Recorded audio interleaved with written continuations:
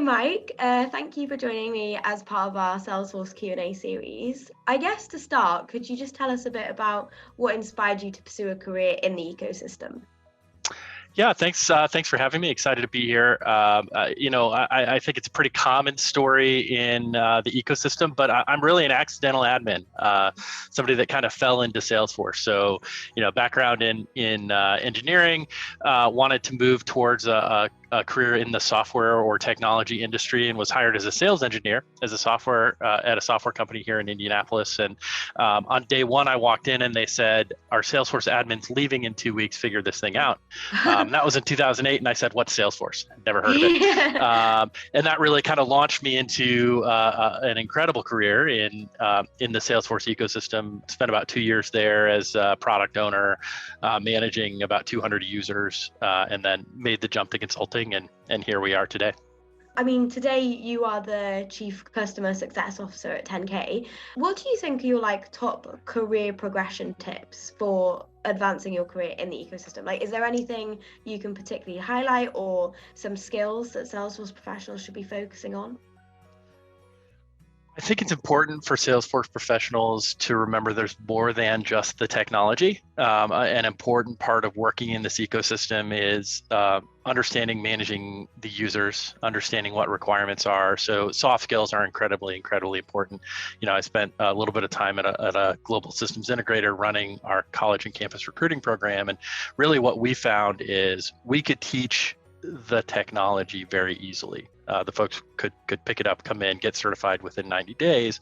What was more difficult to teach was how to be a good consultant, or how to ask good questions. So I think it's important to build additional skill sets around the technology that can kind of take you on a path. Not everybody wants to be a consultant. Not everybody wants to be in-house as an admin or a product owner. Those skill sets, though, are incredibly important in any of those roles. So that's one piece of advice. I think also keep your options open. The ecosystem is incredibly hot right now. There's all kinds of roles available. Don't close any doors for any specific reason. Try consulting, and if it doesn't work out, you can always go back in-house. Those types of things. You mentioned there about the kind of, consulting versus in-house. Would you say that their different skill sets are needed depending on which one you're in, or are they generally the same? A lot of it depends on the role. I mean, a developer can go execute on tasks in either realm. I think being a consultant requires you to think on your feet and be a little bit more high level, know a little bit about more things, where when you're in-house, you get a really good opportunity to go very, very deep. And another consideration from a consulting perspective is, you might be a consultant for a large systems integrator that's working on one project for years, right? And that's a little bit more like being in-house versus a small systems integrator or small consulting company that you might have 4 or 5 projects at once. You can't go as deep, but you know everything you need to know about the technology and can apply that to each of your individual customers. Yeah, would you say that there are specific career benefits to both working in a consultancy and working in the house? I think so. I tell people I still don't know what I want to do when I grow up. I get bored very, very easily. When I was at Perio, I had 8 roles in 8 years. So I like to move around a lot. And that's one giant benefit of being at a consulting company is every day is different. You might be working with a small nonprofit one day and working with a Fortune 500 manufacturing firm the next day. So that's a huge benefit there. But there are other benefits of being in-house in that you do get to know one system very, very well. You get to know your users very, very well. And even in some implementations at larger organizations, if you're in-house, you still can be doing something different every day. So I think a lot of it comes down to personal preference. Typically, consulting is a little bit more high pressure in that you're being paid big bucks to be the expert, so you kind of have to be on your game at all times. But some of us like that. But then I guess with Salesforce, the nature of Salesforce is that it's constantly evolving. So whether you're a consultant or you're in-house, I feel like there's continuous learning that needs to be done. Once you're No question. in the ecosystem, that's key. Absolutely. Speaking of the ecosystem, one of the main things is the community, and you are a highly active member of the community. So what do you think, just talking about carrying on about career benefits, are there any particular benefits that you spring to mind when you think about getting involved with the community? Well, for me, it's how I learned Salesforce. Like I said, I fell into it in 2008. No trailhead, none of the incredible resources that are around today to help folks get certified. I still kick myself for not taking my certification right after my course, because if I would have been one of the first 500 certified with the admin certification. So I waited 9 months and I was not in that first 500, but so the way that I learned Salesforce was utilizing the community. I immediately went out and found the user group that had just started here in Indianapolis. I found folks on Twitter and asked all kinds of questions. And, Mike Gerholt and Nick Panter, if they hadn't answered my questions back then, who knows where I'd be right now. Being a part of that, because I was able to gain so much from it, has always been an important part of my career, because I want to continue to give back and kind of send the elevator back down and bring other folks up into the ecosystem as well. So, jumped into leading the Indianapolis user group a couple years into my participation there. And then I've just continued to be involved in community conferences and all kinds of things, just because I think it's important to give back. Yeah, definitely. I totally agree. And I think that's kind of a core value that's shared throughout the community is giving your time to others and raising them up as well. And you mentioned there about the events that you've organized. Obviously with the pandemic and everything kind of happening, things have moved to a more virtual setting. Are there particular pros and cons to a virtual environment as opposed to an in-person environment? Yeah, I think there's definitely value in both. Over the last 2 years, I've been involved in planning both Florida Dreamin', which was an incredibly in-person, no virtual option community conference, and then was also on the advisory committee for Virtual Dreamin', which was in the works prior to the pandemic, but ended up happening early in the pandemic. And I think the timing couldn't have been any better with that event. I think we had about 1,500 people attend, which is an incredible number for a community conference. And we used some great technology that allowed us to, obviously share the content, some pre-recorded, some live, but also allow for interaction during the day. And you can go into a conference room here in this online platform and chat with the folks there. You could visit with sponsors. So there's value in both of those. I think now 2 years, almost 2.5 years into this thing. I think some of the virtual stuff is getting old. Nobody wants to sit on Zoom calls every day, but I think there is still value in having those connection points. I think making them quicker and more topic specific is important, because nobody's going to sit around for 3 days now and be a part of a virtual event.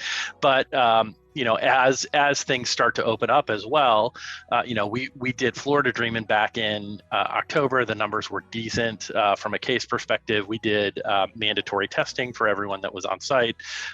So we couldn't quite do what Salesforce did for Dreamforce and for the event in New York, but we were being as safe as possible, and nothing could beat being face to face again with folks, and being able to have hallway conversations and chat with sponsors in the actual exhibit hall. So I think there's value in both. I think in-person events should probably be a little bit more regional focused, smaller, and then if you're trying to reach a broader audience, you can go the virtual route. Just to touch on something, because you mentioned that you had like 1,500 people attend your virtual event. Why do you think the Salesforce community is so successful as a community in getting people engaged and getting people to attend these events and interact with each other? There's nothing really like it that I've seen anywhere else, in that, everybody is incredibly supportive. Folks want others to be successful. So I think that's part of it. I think the other part is it's just big and broad.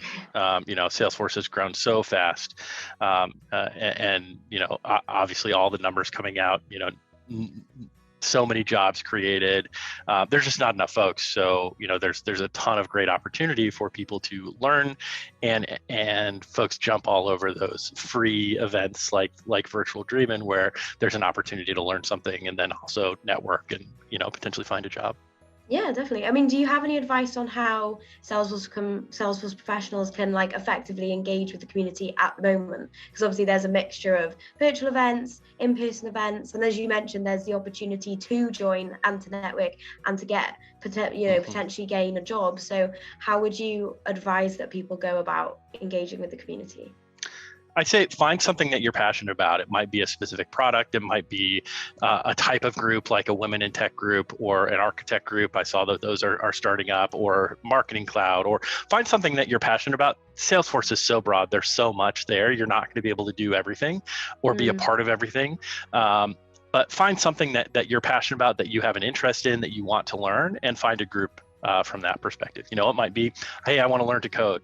And there's groups out there where you can take an admin background or any other background and learn to write Apex or build Lightning Web Components, whatever it might be. So find something that you're passionate about and find a group, versus just saying, hey, obviously local groups are great as well. Here in Indianapolis, we've continued to meet virtually and have that connection point. Hope to be back in person when the weather warms up a little bit and we can meet outside. But there's a ton of opportunities to get involved. Just find something that you're passionate about that you can connect to, because then it's going to be more successful for you as you build those connections. I mean, that's something I'd like to touch on, because obviously you've talked about being passionate about and I think that's key for not just Salesforce, but like any career that you want to go into. Totally. Passion is a driving force in your success. But with the tech industry and Salesforce and how quickly it changes, would you say that passion is more of a key to success than like staying on, if some big thing became like Flow, for example, is massive, it's going to become really big. Is the key to success staying with what you're passionate about, or is it kind of following what's currently in demand and what people are asking for? I think passion is incredibly important, but you have to keep up. You have to, nobody's out there building workflow rules right now. Nobody's out there, I'm sure there are people, but building Process Builder, right? Because we all know that workflow rules and Process Builder are being replaced by Flow. So you have to be able to keep up.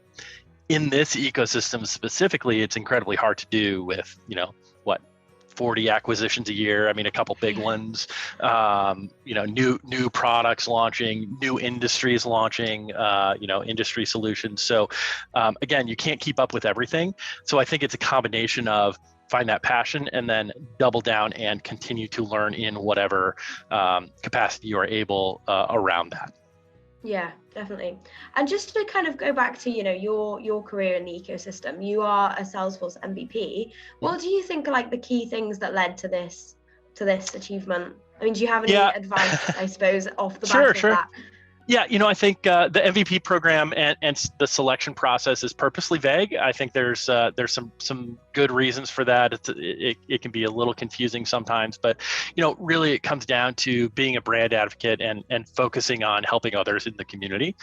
So I think my primary contributions have been around the user group program, continuing to grow everything here in Indianapolis, as well as involvement with community conferences, speaking, Midwest Dream and Witness Success, and then obviously helping to plan Florida Dream. So I may be overusing this, but find something that you're passionate about, right? In helping others in the community, if the MVP's program or becoming an MVP is something that you're is on your radar. Yeah. Well, you talked about being a brand advocate, I guess, for Salesforce, but do you think having a personal brand is important to success in the ecosystem? I think it is a component. I don't think it's completely necessary, but a big part of MVP selection is being known and aware beyond a small group. So, you have to have an impact beyond 5, 10, 15 people. So, there is some self-promotion that's a part of it. I think, there's some folks in the ecosystem that, double down on that, which is fine. And that's great for some. Obviously that's not everyone's personality. I know. Yeah. I'm an introvert. I played extrovert on TV. I've become more comfortable in sharing my successes and being more public about things over time and with practice. But I know that having your face on everything isn't necessarily what everyone wants to do, and I don't think it's completely necessary to become an MVP. It doesn't hurt, but there are other ways to become known, and it's really by the impact that you can make to the community.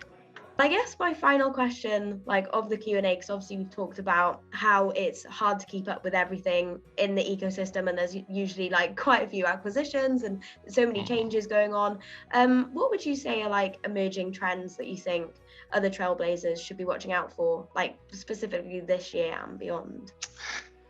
I think it's not new for this year, but I think, again, we'll find out as Salesforce has kicked off their fiscal year, continuing to double down on an industry focus. Some of the folks that I've spoken with at Salesforce have alluded to additional industries being created, additional segmentation of customer base into kind of, very specific niche industries. So, if you're on the consulting side, find something that you're good at, that a background at. If you're coming into the Salesforce ecosystem for the first time, maybe you had an insurance background and you were selling insurance and now you're a Salesforce admin, look at financial services. Or you're coming from retail, look at CPQ, or not CPQ, but consumer packaged goods, CPG, as specific industries that you might get involved in. And, my world every day is consulting and working with consulting organizations and customers. So, I think consultancies are going to continue to